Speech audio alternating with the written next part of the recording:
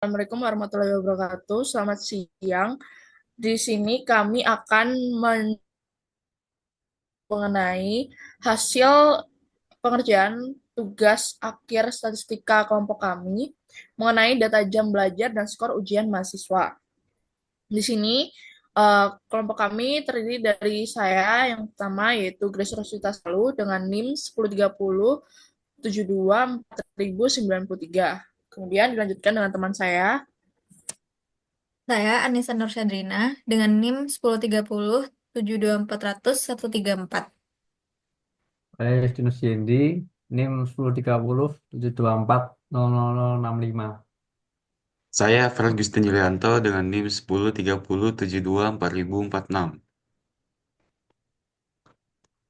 Baik, jadi mengapa kita mengambil eh, mengenai data jam belajar dan skor ujian mahasiswa ini? Karena dalam era pendidikan modern, keberhasilan siswa seringkali dikaitkan dengan strategi pembelajaran dan waktu yang dihabiskan untuk belajar. Jadi, jam belajar mahasiswa dianggap sebagai salah satu indikator penting dalam menentukan performa akademik. Yang dimana selain itu, faktor seperti jenis kelamin juga sering menjadi bahan kajian dalam penelitian pendidikan untuk memahami perbedaan performa berdasarkan gender. Oleh karena itu, penelitian ini bertujuan untuk mengeksplorasi hubungan antara jumlah jam belajar, jenis kelamin, dan skor ujian mahasiswa.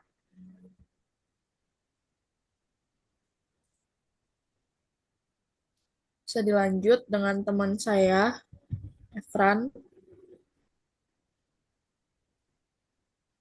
Box plot. Kemudian saya akan melanjutkan dari rekan saya, Grace, eh, mengenai scatter plot. Hubungan antara durasi belajar dan skor ujian. Scatter plot ini menunjukkan bahwa tidak ada pola yang jelas atau hubungan linear antara durasi belajar dan skor ujian. Titik-titik data tersebar secara acak. Kemudian pada rentang skor pada setiap durasi belajar, untuk semua durasi belajar 6 hingga 16 jam. Skor ujian memiliki rentang yang luas, sekitar 40 hingga 100. Hal ini menunjukkan bahwa durasi belajar tidak secara konsisten mempengaruhi skor ujian. Kemudian pada outlier, terdapat beberapa outlier seperti siswa yang belajar lebih dari 14 jam, tapi memiliki skor rendah. Hal ini mengindikasikan bahwa durasi belajar ekstrim tidak selalu menghasilkan skor ujian yang tinggi. Kemudian pada tren umum tidak ada tren yang dapat diamati baik positif atau negatif. Jika dipaksakan, garis tren linear kemungkinan akan mendekati horizontal, menunjukkan tidak adanya hubungan linear yang signifikan. Kesimpulannya, scatter plot mendukung bahwa durasi belajar tidak memiliki hubungan linear yang kuat dengan skor ujian. Faktor lain mungkin lebih mempengaruhi performa siswa dalam ujian. Selanjutnya saya serahkan kepada rekan saya. Nah, yang kedua box plot. Di sini kita lihat di durasi belajar dengan dalam jam dan sumbu X-nya skor ujian, nilai rentang ujiannya.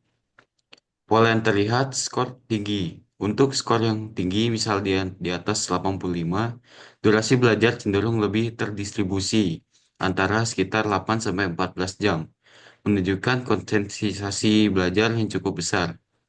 Kedua, skor rendah. Pada skor rendah di bawah 70, distribusi durasi belajar lebih menyebar, dengan beberapa outlier menunjukkan durasi belajar yang lebih panjang. Nah, outliernya, beberapa siswa yang memiliki durasi belajar sangat ekstrim, misalnya lebih dari 14 jam, mungkin tidak sejalan dengan distribusi umum. Kesimpulan awalnya, ada hubungan positif moderat antara durasi belajar dan skor ujian. Namun, skor tinggi tidak selalu menjamin belajar. Jam belajar yang sangat tinggi mengindikasikan peran efisiensi belajar. Saya lanjut ke rekan saya.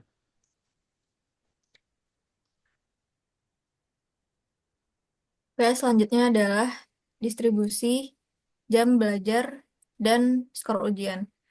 Berdasarkan analisis yang dilakukan, Temuan utamanya yang pertama adalah hubungan positif yang signifikan ditemukan antara jam belajar dan juga skor ujian, menunjukkan bahwa semakin banyak waktu yang dihabiskan untuk belajar, semakin tinggi juga skor yang didapetin. Yang kedua, rata-rata dari skor ujian menunjukkan perbedaan berdasarkan jenis kelamin, dan skor yang memiliki rata-rata lebih tinggi adalah jenis kelamin yang lebih dominan. Yang ketiga adalah model regresi linear sederhana yang menunjukkan bahwa jam belajar adalah prediktor signifikan terhadap skor ujian, meskipun variabel lain mungkin juga memengaruhi performa akademik. Penelitian yang ini menunjukkan pentingnya manajemen waktu belajar dalam meningkatkan performa akademik. Namun, penelitian lebih lanjut dengan data yang lebih besar dan variabel tambahan diperlukan untuk menghasilkan kesimpulan yang lebih mendalam. Selanjutnya akan dilanjutkan oleh rekan saya.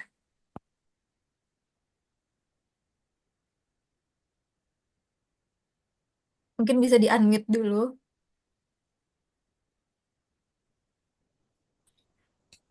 Baik, sekarang saya akan menjelaskan mengenai korelasi, di mana mungkin bisa ditunjukkan gambar korelasinya. Oke.